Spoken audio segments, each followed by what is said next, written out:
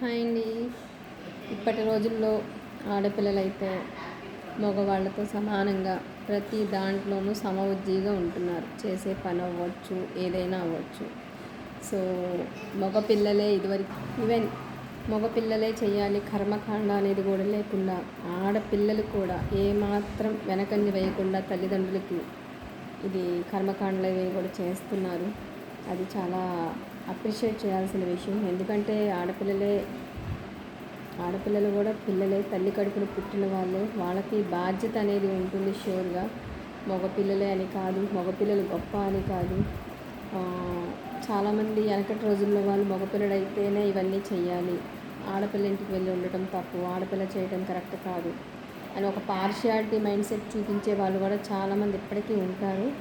But that's not right. ఆడపిల్లని కూడా ఈక్వల్గా చూడండి. ఒకవేళ మగపిల్లలు లేకుండా ఆడపిల్లలు ఉన్న వాళ్ళు చాలా అదృష్టంగా ఫీల్ అవ్వండి. మగపిల్లాడికి చేయాల్సినవన్నీ ఆడపిల్లకి చేయండి, ఆడపిల్లతో చేయించుకోండి మీ రెస్పాన్సిబిలిటీ ప్రకారం.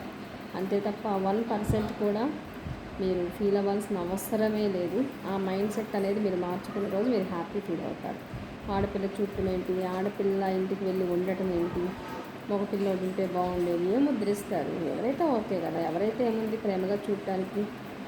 తల్లిదండ్రుల రుణం తీర్చుకోవడానికి ఆడపిల్లైనా మగపిల్లడైనా ఎవరైనా పిల్లలే కదా. సో ఆ యాంగిల్లో ఆలోచించండి. చాలామంది పేరెంట్స్ వెనకటి రోజుల్లో ఉండొద్దు, ఆడపిల్లని ముందుకు స్టెప్ వేయనివ్వండి, మంచిగా వాళ్ళకి ఎంకరేజ్ చేయండి. మీరు కూడా మైండ్లో ఉన్న వెనకటి రోజుల్లో ఉన్న ఆలోచనలు తీసి హ్యాపీగా మూవ్ అవ్వండి అని నా ఒపీనియన్. Thank you.